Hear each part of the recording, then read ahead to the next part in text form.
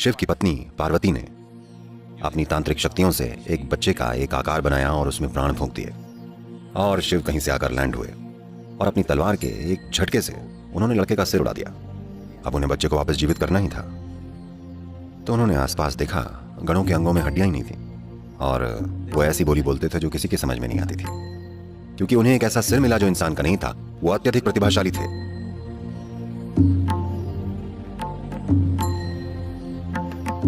तो मानसरोवर बहुत महत्वपूर्ण है, क्योंकि ये सांस्कृतिक रूप से महत्वपूर्ण है, क्योंकि जब भी शिव, वो थोड़े घुमक्कड़ किस्म के गृहस्थ हैं, वो दूर निकल जाते हैं, तो उनकी पत्नी पार्वती कैलाश में रहने की बजाय वो यहाँ नीचे आ जाती हैं, क्योंकि वहाँ सब बर्फ ही बर्फ है। वो यहाँ नीचे आ जाती हैं, यहाँ कम से कम ठंडा पानी तो है, तो वो ज़्यादातर यहीं रहती हैं। तो कैलाश के बजाय मानसरोवर में ज़्यादा समय बीता, इसलिए यहाँ कई चीज़ें हुई। उनमें से एक चीज़ ये हुई कि गणपति का जन्म यहाँ हुआ। तो उनका सिर हाथी का नहीं है, वो गणपति हैं। गण मतलब वो गण जो शिव के साथी हैं।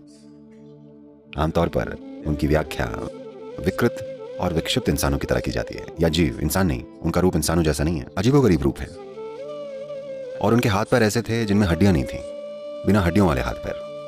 और वो ऐसी बोली बोलते थे जो कोई और नहीं समझ सका। वो बोलते तो बेसुरा कोलाहल होता था और लगता था कि वो हमेशा मदहोश रहते थे, या कम से कम वो ऐसा बर्ताव करते थे। तो उन्हें गण पुकारा गया और वो शिव के परमानेंट साथी थे, हर समय उनके साथ रहते थे। दूसरे आए और गए, पर वो हमेशा वहीं रहे। तो ऐसी ही एक यात्रा पर शिव निकले, तो वो 12 साल के लिए चले गए। इसके हम कई सांस्कृतिक और वैज्ञानिक कारण बताते हैं कि वो क्यों 12 साल के लिए गए, क्योंकि ज़्यादातर जब भी वो गए वो 12 साल के लिए गए। तो एक बार जब वो गए हुए थे और जब वो 11-12 साल बाद वापस लौटे, पार्वती यहाँ झील के किनारे बैठी हैं। मैं चाहता हूँ आप इसकी कल्पना करें, एक अकेली स्त्री मानसरोवर के तट पर बैठी हैं और वहाँ कुछ भी नहीं है। उनको एक बच्चा चाहिए। वो एक बच्चे को जन्म नहीं दे पा रही हैं, क्योंकि शिव का बीज मानव नहीं है। तो ये साफ है कि उनका बच्चा नहीं हो सकता।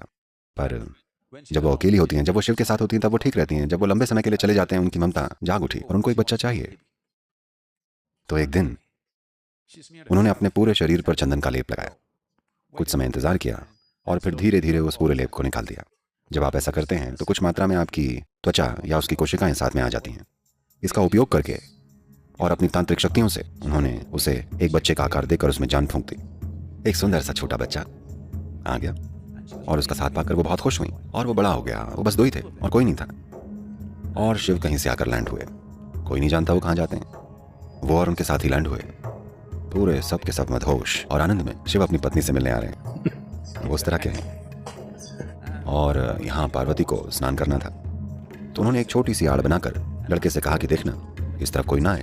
तो बच्चे ने इस कर्तव्य को उनको अपनी माँ की रखवाली करने में बड़ा गर्व है। वो हाथ में भाला लिए हुए इधर से उधर टहल रहे हैं। वो चाहते हैं कोई दिक्कत खड़ी हो, उनको यही चाहिए कि कोई आ जाए और वो उसको खदेड़ डाले। वो बड़ी बेसब्री के साथ अपनी माँ के लिए कुछ करना चाहते हैं, वो उस अवस्था में है। और अब शिव और उनके साथ ही आ पहुंचे, तो उनको अपनी पत्नी से मिलना है। वो इसी तरफ चले आ रहे हैं और लड़के ने उन्हें रोक दिया और पूछा आप कौन है।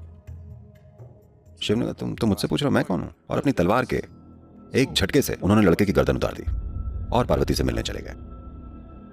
अपनी पत्नी को 12 साल बाद देखकर वो बहुत खुश थे, पर पत्नी ने जब तलवार पर खून देखा और वो चिल्लाई और उन पर आतिशबाजी हुई। अब उन्हें नहीं पता था कि क्या करें। उन्हें लगा 12 साल बाद उनका भव्य स्वागत होगा।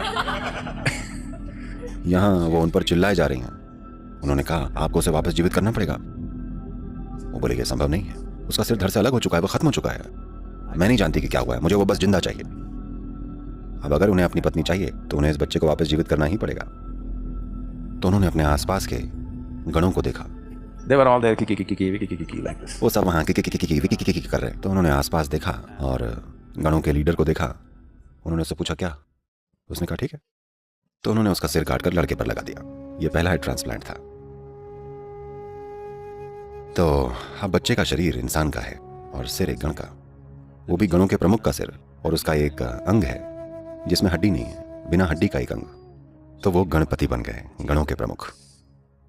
फिर कहीं कुछ समय बाद शिव काशी के कलाकारों ने, जो तमिलनाडु में है, क्योंकि उन्होंने कभी कोई गण नहीं देखा था और यह जगह हाथियों से भरी हुई थी, बिना हड्डी का अंग मतलब वो हाथी के अलावा कुछ कल्पना नहीं कर पाए। धीरे धीरे उन्होंने उनको एक हाथी बना दिया। वो चाहे जो भी कर लें, आज हर कोई उन्हें गणपति ही कहता है, कोई उन्हें गजपति नहीं कहता। ठीक है। कुछ लोग इन दिनों गीत लिख रहे हैं, वो उन्हें गजपति बोल रहे हैं, पर ये फिट नहीं बैठता। गणेश और गणपति ही जचता है, क्योंकि वो गणेश हैं, वो गणपति हैं, वो गणों के राजा या लीडर या गणों के प्रमुख हैं। क्योंकि उन्हें एक ऐसा सिर मिला जो इंसान का नहीं था, इसलिए वो अत्यधिक प्रतिभाशाली थे। इस बेहद तीव्र बुद्धिमत्ता के कारण उन्होंने कभी भी किसी चीज को अपने जीवन में बाधा नहीं बनने दिया। जीवन की हर बाधा दूर हो सकती है अगर आपके पास पर्याप्त बुद्धि है ना। उन्होंने यही सिद्ध करके दिखाया, इसलिए हम उन्हें विघ्नेश्वर बोलते हैं। उन्होंने सारे विघ्न दूर कर दिए क्योंकि उनकी बुद्धि उस लेवल की है। अगर आप उनके शास्त्रों को लिखने के बारे में नहीं जानते तो उन्होंने व्यास से बोला था कि आपका बोलना बंद नहीं होना चाहिए, अगर आप रुक गए तो मैं कलम छोड़कर चला जाऊंगा, क्योंकि मैं आपसे बोर हो जाऊंगा। उनकी बुद्धि इस तरह की है। गणेश चतुर्थी का मतलब अपनी तोंद को बढ़ाना नहीं है, बल्कि अपनी बुद्धि को बढ़ाना है, क्योंकि वो अपनी बुद्धि के लिए ही जाने जाते हैं, न कि अपनी तोंद के लिए। पर आज हम अपने बच्चों को बता रहे हैं, करके बता रहे हैं कि वो अपनी बड़ी तोंद के लिए जाने जाते हैं, न कि अपने बड़े दिमाग के लिए। वो अपनी बड़ी बुद्धि के लिए ही जाने जाते हैं। तो गणेश चतुर्थी अपनी बुद्धि को बढ़ाने के लिए होनी चाहिए, न कि अपने पेट को, कि नहीं?